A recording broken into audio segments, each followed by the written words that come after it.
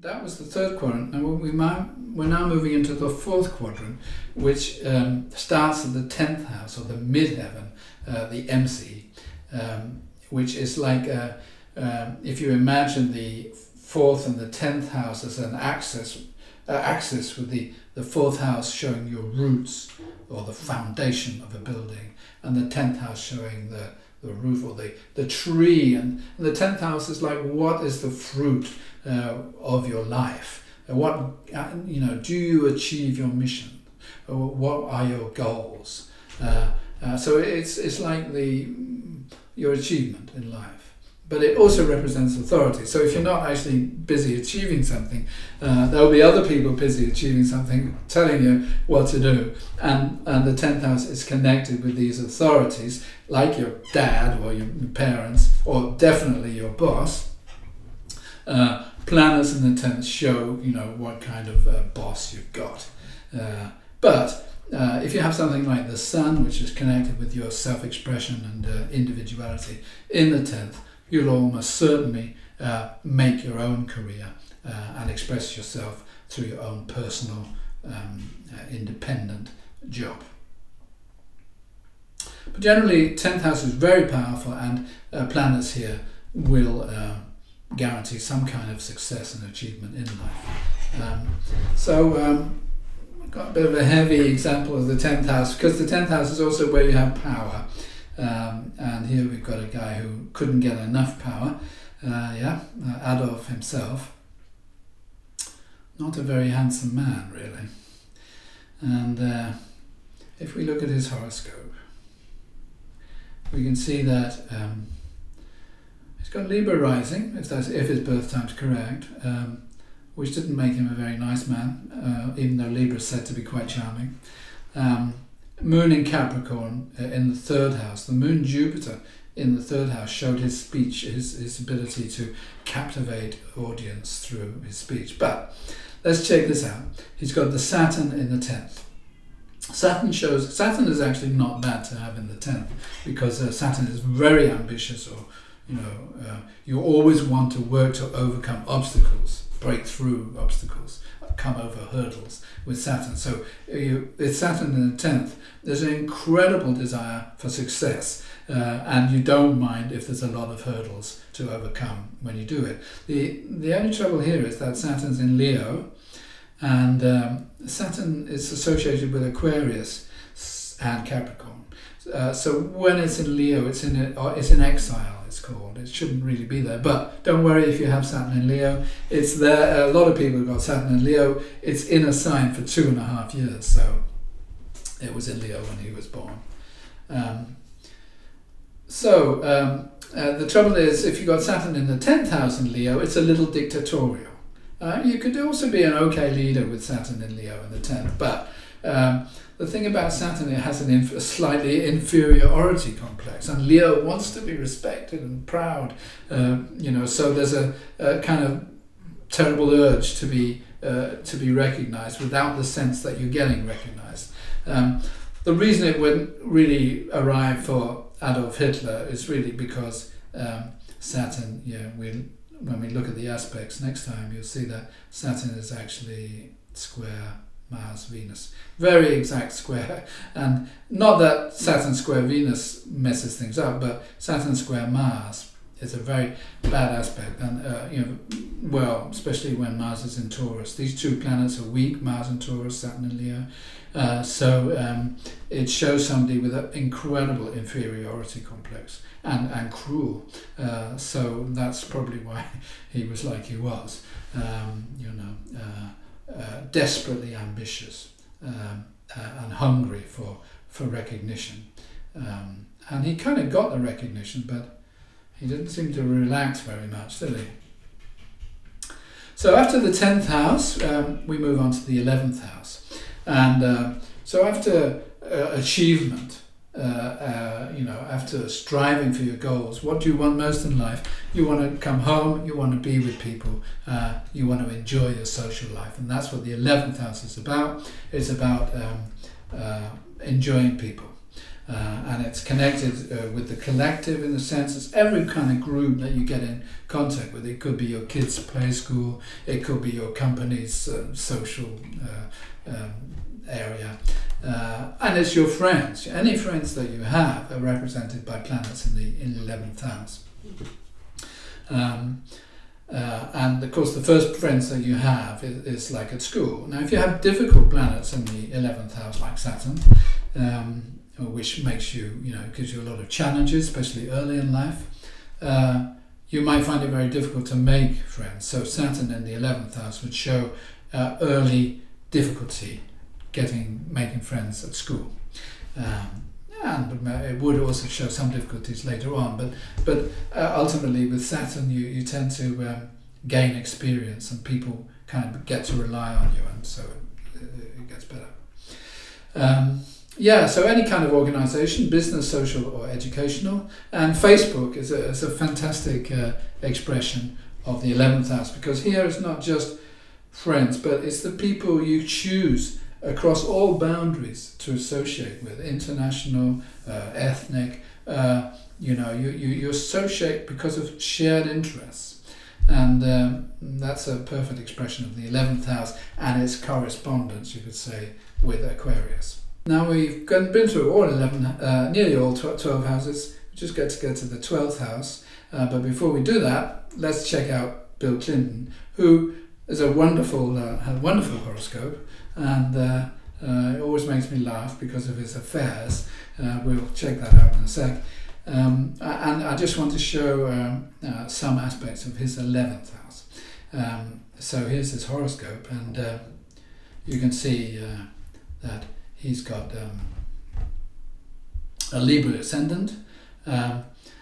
We'll be getting to this when we're doing the synthesis of the horoscope, but every sign has a planet associated with it, and it's the ruling planet of that sign. And Venus is the ruling planet of Libra. Venus rules Libra. And being a Libra ascendant, with Venus also in Libra, which is strong, it rules Libra, and in the first is a fantastic position. However, he's also got Mars, the troublemaker, and Neptune, this kind of moral flexibility. Together, Mars rules Aries, and when it's in Libra, it's said to be in exile. So it doesn't express itself in the best possible way. And Mars is to do with, in a man's horoscope, it's to do with his sexual drives, and Neptune sort of kind of shows a lack of morals. So there's no doubt with this Mars Neptune in Libra that he couldn't really restrain himself on a sexual level. But anyway, we want to be checking out the 11th house, not that. So we can see he's a Leo, and he's got the Sun in Leo in the 11th house. And that is really going to show a man who's got Leo, got tremendous charisma, and in the 11th he's going to really be the center of every group he's in. People are just going to, the Sun makes people orbit, so people are going to be in his orbit or around him, looking for his attention. Very powerful position to have the Sun in Leo in the 11th. He's also got Mercury on the cusp, you can see right close to the 11th house there, Mercury, and Pluto. And Mercury is to do with communication, and Pluto is to do with secrets. So Mercury, Pluto is actually a lot of secrets. So there's no doubt that amongst his friends, there will be a lot of people who he's secretly negotiating with. I suppose every politician does that, but he would have been particularly adept at it. Great, so now we're going to have a look at the 12th house, the last house. And the 12th house is like when everything dissolves. You've been through every area of life. Planets in the 12th are not impressed by anything. It's where things, where you give up trying to make a huge impression in life and understand that there's greater forces, spiritual forces, the cosmos, that make your petty concerns in life, fame, money, and love, or relationships, less important than they really are, because you're going to die and you're going to lose all of this. And the 12th house is this kind of sense that, yeah, everything can be dissolved. And planets in the 12th, especially something like the moon or the sun, they tend to feel, there's a sense of loneliness, because you can't be expected to get a spiritual view when you're a kid. So there's often some kind of unhappiness connected with the 12th. And later on in life, what happens is that the dreams and the hopes that you allowed yourself to have, they kind of get dissolved. And you sort of give up with foolish dreams, I would say. And what actually takes place in the 12th is that there's tremendous inner development, a kind of spiritual development. But if you have difficult planets in the 12th, I'm trying to think of something it does, you tend to get, you have these unconscious fears. The 12th is connected with secret enemies. So the 7th is, you know your enemy, but the 12th house, you don't know your enemy.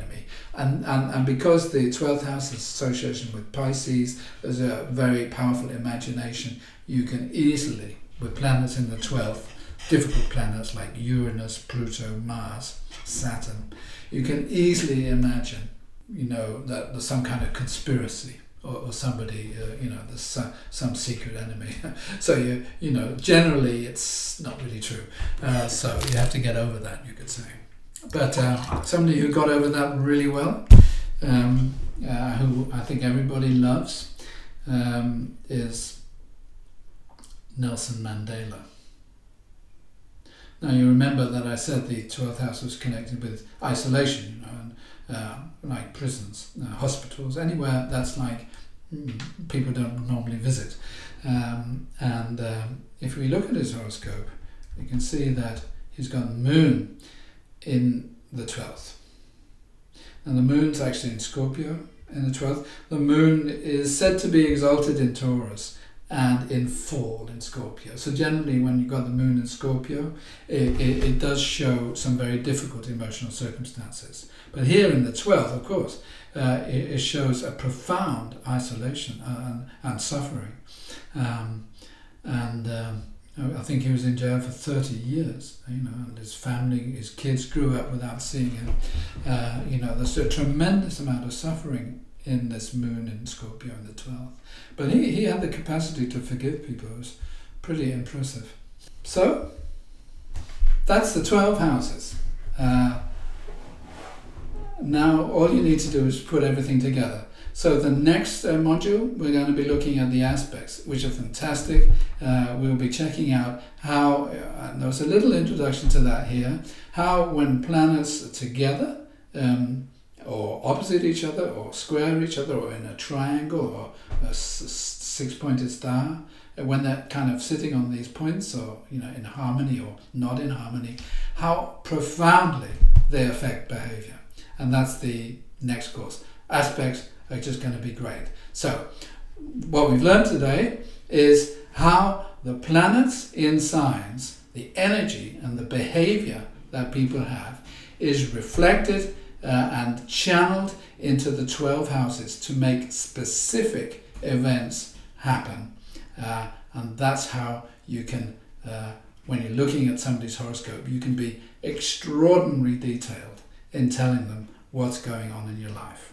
So check out your own horoscope, check out some other people's horoscopes, get a little bit of a feel for this. It's complicated, but the more you do it, the easier it gets, and you'll learn that astrology is just the most fantastic tool for understanding not just the psychology of people, but their life areas, how things are going to unfold, and it's a tremendous gift. So this is the third of 6 courses. I hope to see you for the next 3 courses. Thank you.